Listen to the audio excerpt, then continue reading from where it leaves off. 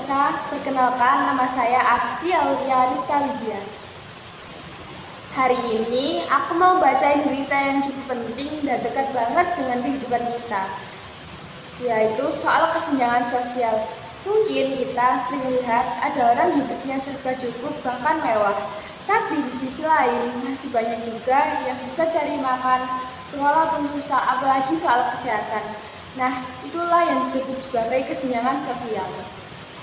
Intinya, kesenjangan sosial itu adalah perbedaan yang mencolok antara orang yang kaya dan orang yang kurang mampu, atau antara daerah yang maju dan daerah yang tertinggal. Di Indonesia, masalah ini masih besar banget. Walaupun katanya ekonomi negara kita naik, kenyataannya nggak semua orang bisa ngerasain manfaatnya. Misalnya, di kota-kota besar, di gedung tinggi, mal mewah, dan orang-orang bisa belanja dengan gampang. Tapi di desa atau daerah terpencil masih banyak keluarga yang kesulitan buat makan 3 kali sehari atau nyekolahin anak-anaknya. Itu jadi bukti kalau pertumbuhan ekonomi belum merata.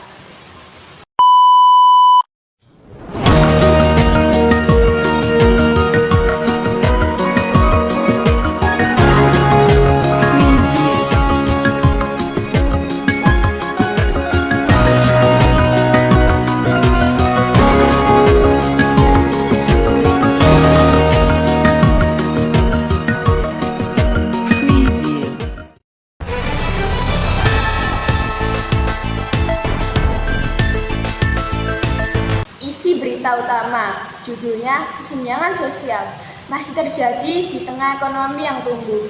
Jakarta, 17 Mei 2025, pemerintah bilang ekonomi Indonesia tumbuh 5,2% di awal tahun. Tapi sayangnya pertumbuhan ini belum dirasain oleh semua lapisan masyarakat. Menurut data dari Badan Pusat Statistik, BPS, tingkat kesenjangan masih tinggi, yang kelihatan dari angka indeks Gini yang masih 0,39. Artinya, jarak di antara kaya dan yang kurang mampu masih lebar banget. Menurut Dr. Arif Wibowo, seorang pakar ekonomi, sebagai besar keuntungan ekonomi justru cuma dirasain oleh orang-orang kaya. Masyarakat kelas bawah yang masih banyak yang nggak bisa akses pendidikan bagus layak dan pekerjaan yang stabil, katanya. Contoh nyatanya bisa kita lihat di beberapa daerah seperti Papua, Nusa Tenggara Timur, dan sebagian wilayah di Kalimantan. Di sana banyak anak-anak yang harus jalan kaki jauh banget buat sekolah, kadang sampai nyebrang sungai atau naik bukit.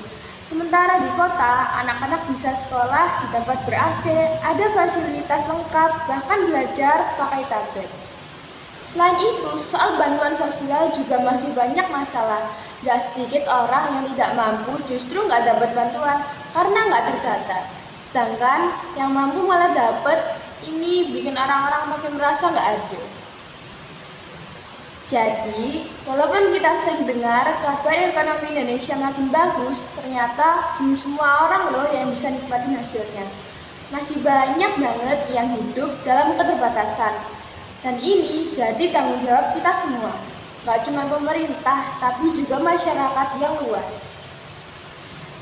Harapan ke depannya, semoga bantuan dan program pemerintah bisa lebih merata dan tepat sasaran, biar semua orang dari Sabang sampai Merauke bisa hidup dengan layak, sekolah dengan tenang, dan dapat pelayanan yang manusiawi.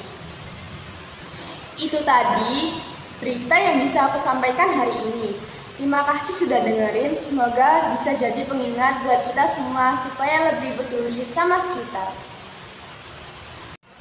Pemirsa, itu tadi informasi yang dapat saya sampaikan mengenai kesenjangan sosial. Saya Asti Aulia Rizka Widya, pamit undur diri. Terima kasih, sampai jumpa.